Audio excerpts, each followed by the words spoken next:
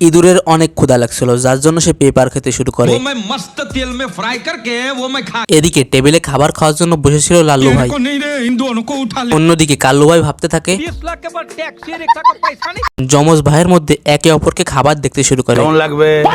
কৌটার ভিতর থেকে এক টুকরা খাবার বের হয়ে আসে, আর এক টুকরা খাবারের দিকে চোখ পড়ে তিনজনের।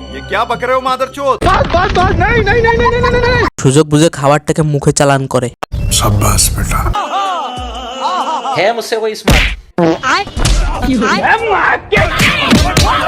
গতকাল বঙ্গোপসাগরে আগুন লেগে পানি পুড়ে সরকার হয়ে যায়।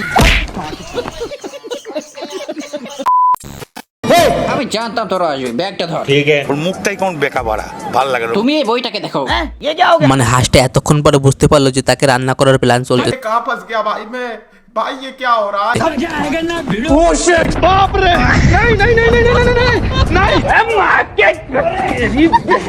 কিরে কোথায় গেল? উপরও দেখ। আঘাত লাগাইতে দেখি কাল্লু ভাইয়ের মাথা ঘুরে গেছে। এদিকে কাল্লু ভাই হাতে মুগুন নিয়ে দাঁড়িয়েছিল। अब तू गया बेटा, अब तू गया, देख तेरी औकात मैं दिखाता हूँ तुझे। कहना क्या चाहते हो?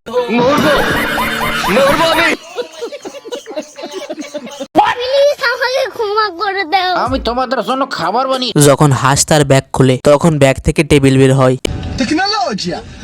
এবং টেবিলের উপর খাবারও থাকে। মানে মনে হচ্ছে বাপের জন্মে এরকমের খাবার দেখেনি। এইদিকে ইঁদুরের দল আসে এবং লাস্ট একটা পাউরুটি বেঁচেছিল এবং সেটাকে সস লাগিয়ে খেতে শুরু করে।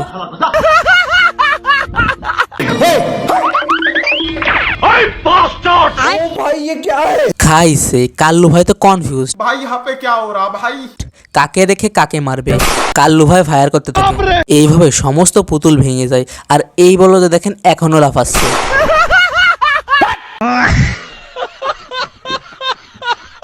খাবার বের করার পর কুকুর উকুনকে ডাক দেয়। জলদি করে উকুন তার প্লেট নিয়ে বের হয়। भाई आज ऑमलेट नहीं बनाऊंगा, आज तेल का ऑमलेट बनाऊंगा। খাওয়া দাওয়া শেষ করে দুজনে মরার মতন ঘুমিয়ে পড়ে। अच्छा সকালবেলায় উকুন দরজা খোলে এবং কুকুরের চুলে সুন্দর একটি মেয়ে উকুন দেখতে পায়। সাথে সাথে মেয়ে উকুনের কাছে যায় এবং টাঙ্কি মারতে থাকে।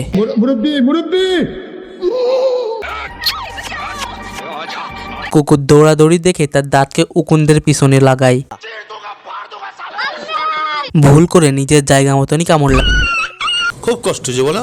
এরপর পেট শপে গিয়ে উকুন মারার ঔষধ নিয়ে আসে এবং ঘষে ঘষে গোসল করে। এদিকে উকুনও ঠান্ডা ঠান্ডা পানিতে গোসল করতে লাগে। এরপর উকুন আঠা লাগানো তোয়ালে কুকুরকে দেয়। এ কি মুখের নকশা হয়ে গেছে দেখি। অপরদিকে উকুনকে না পেয়ে তার মালিক ফাঁসি লাগাতে যায়। हाँ मम्मी मम्मी मैं अब ये जिंदगी जीना नहीं चाहता यार। সময় মতন উকুন এসে কুকুরকে থামায়। এরপরে উকুন তার বউ এবং 10,000 বাচ্চা সহ কুকুরের সাথে থাকতে লাগে।